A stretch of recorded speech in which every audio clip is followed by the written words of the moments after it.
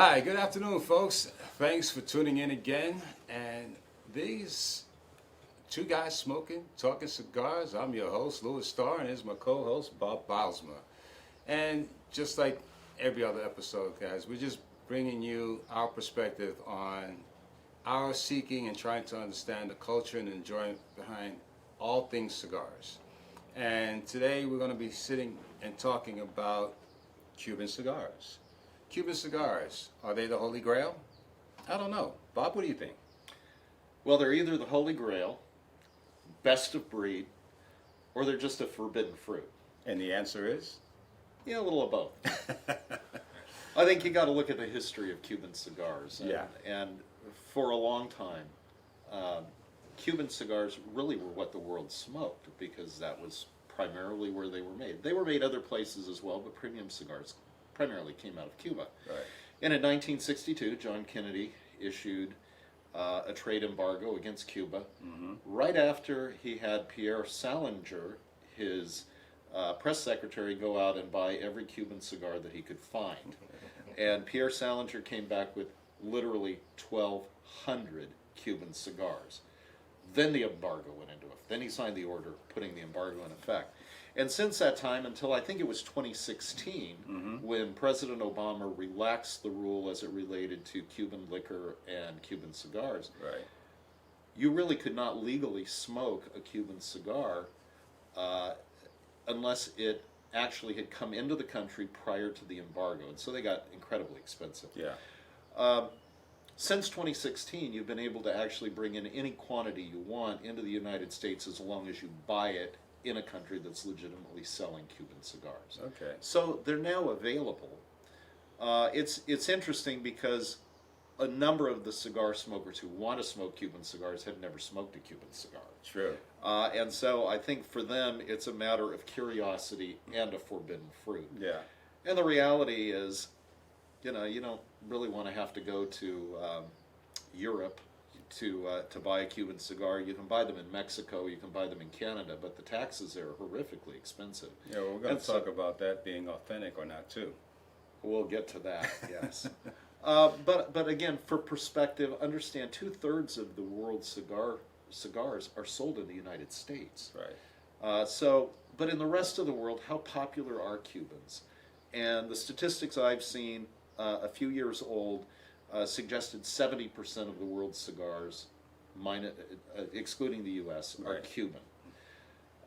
There are some issues as to why that's the case or not, but it appears in the last couple of years that the non-Cuban percentage has actually been growing. Okay. And I think we'll talk about some reasons for that too. But let's talk about why Cuban cigars may still be such a large segment of the non-U.S. cigar percentage in terms of what's smoked. And one is, you can see we have a number of Cuban cigars laid out here, so we are no stranger to Cuban cigars. But a number of these brands cannot be distributed in the rest of the world. Correct. And it again goes back to the period of Castro taking over Cuba, Right. and a number of the cigar manufacturers at that time leaving Cuba Right. and trying to take their brands with them because the cigar industry in Cuba was nationalized at that point. So Cohiba had been a Cuban brand. Well, now the Cuban government says they own Cohiba. Right. The owners of those brands fought that in the United States and won. And so you have brands, for example, like Cohiba, Romeo y Julieta, Right. San Cristobal's another one, H. Upmann. You can go on and on with that. Right. Those brands can be sold in the United States, but Cuba owns the rights to those names in the rest of the world. Right. And so you have a large segment of Nicaraguan, Honduran, Dominican, and other cigars that can't be marketed in the rest of the world. So that factors into that percentage as well. I think the other thing you have is brand loyalty or cigar loyalty. The reality is we develop a palate around certain cigars. Right. And I think for a lot of people it's hard to change once you're in that mode. And so, if you're Boulevard Bellicoso Fino is your go-to cigar, Yeah. are you really going to smoke an Oliva when it comes on the market? The reality is today, the Bellicoso Fino is probably yours and mine Yes. favorite cigar, period. Period. And we're not smoking it today. No, not yet. And good point. We are smoking a Balmoral Anejo XO. Yes. Again, one of our favorite cigars. Great stick. Which has a Brazilian wrapper, a Dominican binder, and then Nicaraguan and Brazilian fillers. So it's got a variety of tobaccos in it. Yeah. And we'll go into the significance of that in a bit. But I think that you got to look at history in terms of why the non-U.S. consumption of Cuban cigars is what it is. Yeah. It's both historical, the limitation on brands, and personal preference, tastes that have developed over time. But let's talk about what makes Cuban cigars so special to some people, Right. and including us, Yeah. and so unique. Well, there are a lot of folks, like you mentioned earlier, kind of hinted on that as their first cigar, they want a Cuban cigar. Why? Is it because it's part of the forbidden fruit, or someone's told you about Cuban cigars, or they promoted it as one of the world's best cigars to have if you ever have a cigar? I don't know, but for me, it was a curiosity, because I hadn't had a Cuban cigar for so many years. I missed out on the pre-embargo ones, and when I finally got one, there was a distinct flavor profile to that Cuban cigar that I hadn't experienced before. And so now, after so many years of having a variety of Cuban cigars, and we think about how many different brands there are available and how many lines in that brand are available, you're going to find something in a Cuban cigar that's in your wheelhouse. And like Bob mentioned, the Boulevard Bellicoso Fino is by far one of my go-tos. We smoke them and enjoy them, and every cigar has been a good cigar. But if you look in front of us, yes, we have Cohiba, we have Partagas, we have the Series D #4, we have the Series P #2, we have El Rey del Mundo, the Joya de Monterrey, the Fonseca, and the list goes on. There's about 28, maybe 30 different brands that are available to you.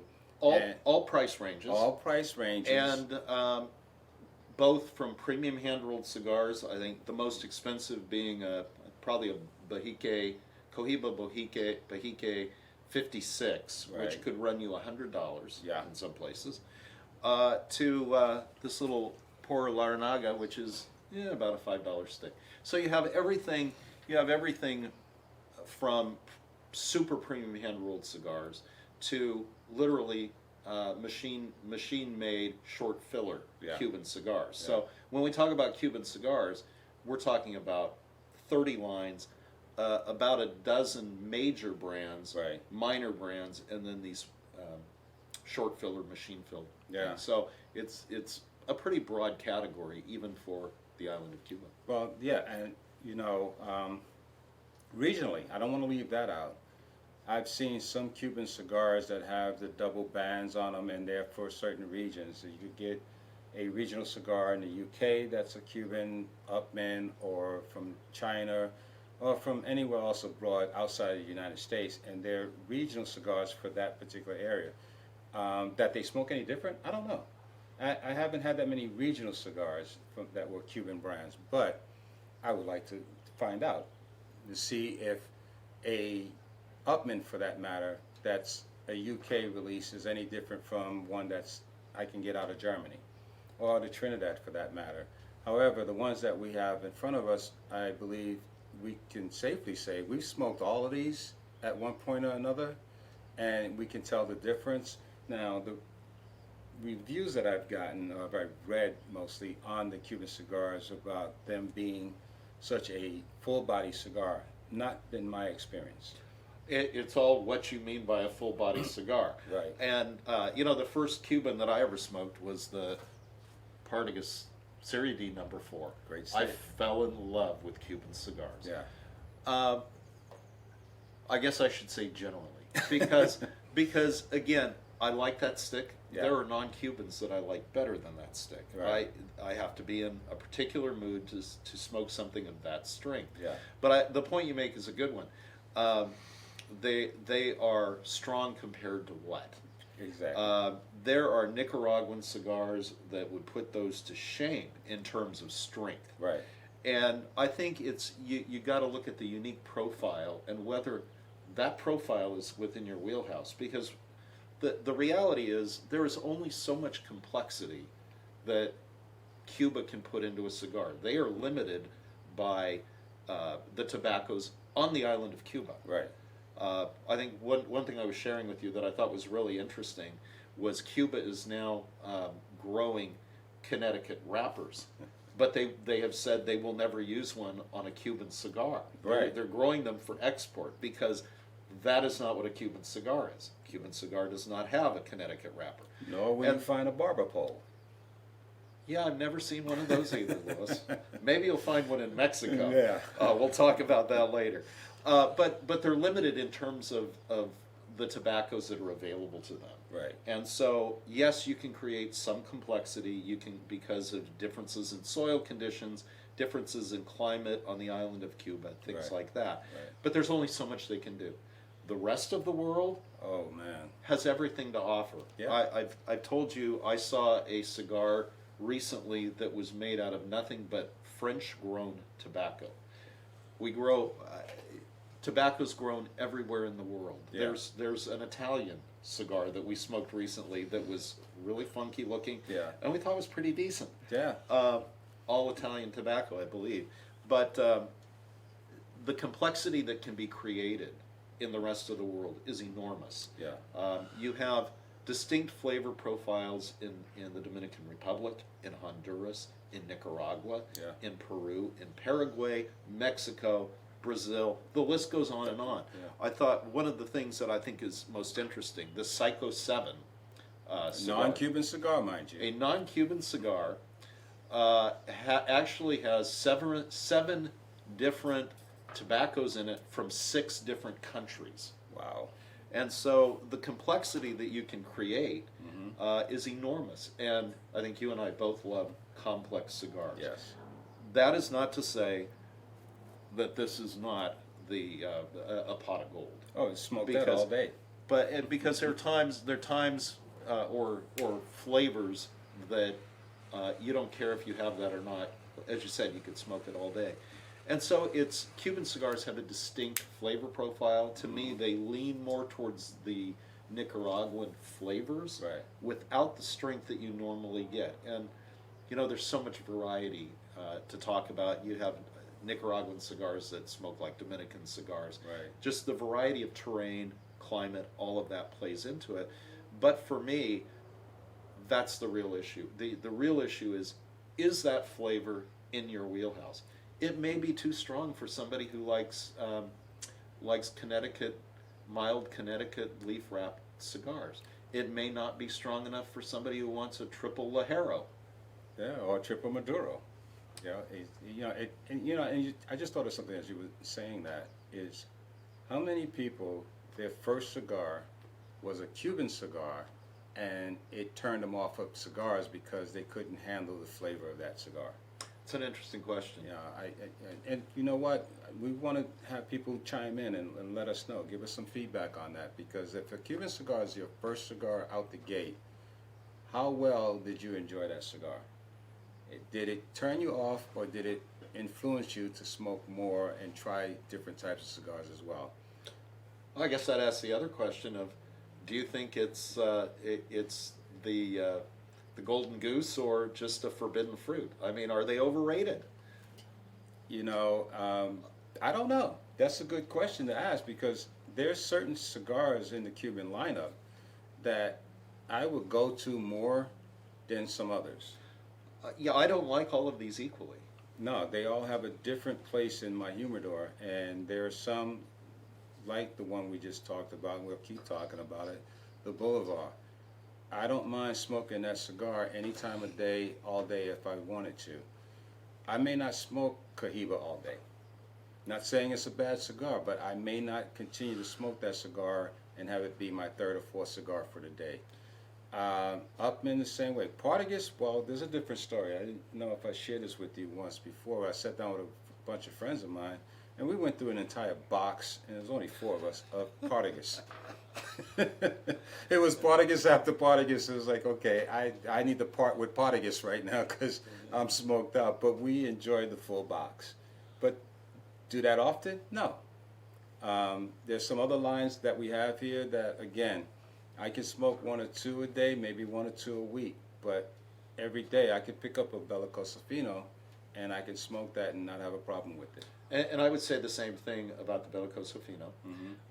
The Partagas Series D is going to be a late afternoon or evening smoke for me, Right. because to me it comes across to me as having more strength. Yeah. And so that is not going to be my morning smoke with coffee. The Cohibas tend to be expensive, Right. and so that's going to be a rarer smoke. That's a treat. Also, I would compare them to the Boulevard, and I'd probably smoke the Boulevard before that anyway. Yeah. But I keep it for the variety, and there's a lot to be said for the variety, as I think we've illustrated here. Well, like you said, unless you're doing a cigar tasting too, how many different brands, if you're just strictly on a Cuban cigar trip, how many different brands in the Cuban cigar lineup will you smoke throughout the day? This is a great question that I was thinking of. So you leave the country, and you want to come back with Cuban cigars. Right. So I'm on vacation. What do? Do I go buy a box of Cohibas? What do I do? I'll tell you what I did. Okay.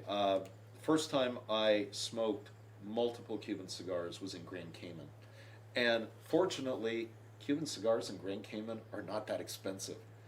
I bought everything I could get my hands on. And I, for a week, smoked Cuban cigars, every brand I could. Yeah. And then came back with what I wanted. Right. And that was where I fell in love with the Bellicoso Fino. Okay. Because I think it's very, very dangerous from the standpoint of going there, figuring I want a box of Cohibas, Right. coming back and then being disappointed. We'll do another segment Yeah. on, well, should I buy a single or should I buy a box and that. And so I think my recommendation would be, if you haven't smoked a lot of Cuban cigars, Right. or even if you have, go try something you haven't before. You might like it. Yeah. Or you might decide you like what you like what you already like, and bring back as many boxes as you want. But what about your friend that goes to Mexico? Well, we all have that guy, and you may have been that guy. You go to Mexico, you're in Cabo or wherever, you're in Aruba, and you're walking along the beach, and someone approaches you knowing that you're a cigar smoker because they see you smoking something, right? And say, hey, I got a box of Cohibas for you, man. You don't have to go to the store. I can sell these to you now. My friend has a business, and I help him out on the beach. And what's the first giveaway? It's got a plastic top. Or glass. Or glass. They may even stepped it up a notch, gave you glass. Nice wooden box. Nice wooden box. Presents the packaging presents well. And it's got nice little shrink wrap or something on it. And you say, wow, a full box of Cohiba for $25? What a bargain. That's a hell of a deal. It's a hell of a deal. Well, you know what? If you like and enjoy that cigar, good for you. Is it authentic? No. And there's a lot of reasons why. Cohiba does not sell their cigars in a glass top box. They don't sell them in cellophane. And you can't buy them on the beach. Yes, and you can't buy them at that price. Right. Either. And you find the same thing in Cuba, which is a guy will come up to you on the street and say, my brother works in one of the cigar shops, and I've got these Cuban cigars, and I'll sell them to you cheap. Right. He either sneaks them out or he's allowed to take them out. That is your best chance in Cuba of not getting an authentic whatever you think it is. Exactly. I've also seen in the glass cases variety packs being sold, again, at unreasonable prices. Right. But yeah, that glass top Cohiba, Yeah. and anytime you see a Cuban cigar ever in cellophane, it never happens. No. They're just never sold that way. No. So, I have been given those. I have been quite gracious to and appreciate that somebody went to the trouble of giving them to me. Right. I've generally smoked them, and even though I've heard horror stories of some of the stuff that goes into them. Right. And some of them are not bad cigars. They're not Cuban cigars. I know enough about what a Cohiba tastes like to tell you this is neither a Cohiba nor Cuban. Right. Probably Dominican or Honduran. That somebody created a band on, and Right. we'll do another episode where we talk about how to spot a fake Cuban. Right. But I smoked it anyway, and Yeah. I thought, $5 stick, $10 stick maybe. Okay. Okay. That was pleasing enough. Okay, so you kind of answered the question about how do you handle someone gifting you what they believe is an authentic Cuban cigar? Because the elation behind them gifting that to you is phenomenal. They're so happy to know that they got their hands on what is to them a Cuban cigar, and they can't wait to give it to you. And then you look at it, you examine it thoroughly, and say, "Thank you." And in your mind, this is not real. And then the subsequent questions later say, "Hey, how did you enjoy that Cuban I gave you?" Because the emphasis is on the Cuban I gave you. And like, how do I package this response? I smoked it. It smoked well. I finished it. Thank you very much.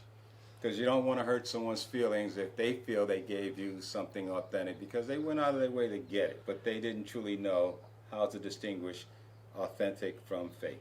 I would add, find a place when you know you're going to smoke that cigar that you can say, honestly, it was enjoyable. Yeah. And it may not have been enjoyable because of the smoke, but you relaxed. You were in a good place. Yeah. And you went ahead and smoked it. You enjoyed that time, and you can tell them you enjoyed it. Well, I'll do you one better, because I had a friend that went to Mexico on vacation. And he was so excited that he bought some cigars out on the beach, brought them back for me, didn't know that they needed to be humidified, so he left them out on his end table. Well, much to my surprise and joy, because I knew what they were, his dog ate them. And he called me up. He said, "Oh, I'm so sorry, man.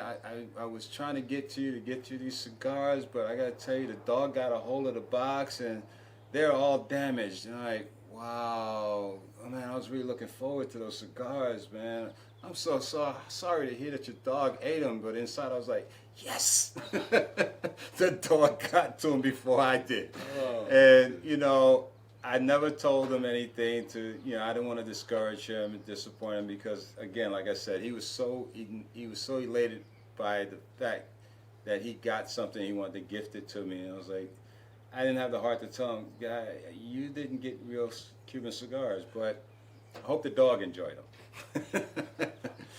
So, you got to be careful. Buyer beware on any cigar, right? There's, some discussion we're going to have about, like you said, how to spot a fake Cuban.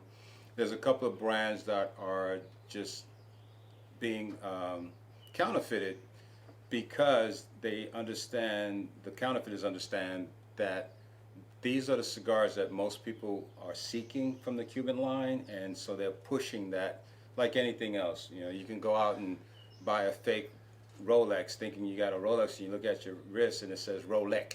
It doesn't say Rolex. Or if it was made in China, it might. Yeah, well, maybe it may say Rolex, but it's missing something. There's so many counterfeits in every different area for consumer products. But when it comes to these, you want to try to know as much as you can about how to identify what's real and what's not. But on that note, if you happen to smoke a Cuban cigar that may not be authentic, but you enjoy it, then you know what? You've had a good cigar. You smoked it, you enjoyed it. Who cares? We're not your judge. But if it's a bad cigar and you know it's a fake, then you know you got taken for a ride, and lesson learned. So folks, we want to thank you again for just giving us opportunity, dialing in on your YouTube channel. Subscribe to our channel though, because we got a lot more in store for you. And we want you to send us your likes and make sure that you keep checking us out. There's much more to come. And I'm your host again, Louis Starr, and this is my co-host, Bob Bylsma, and we're Two Guys Smoking.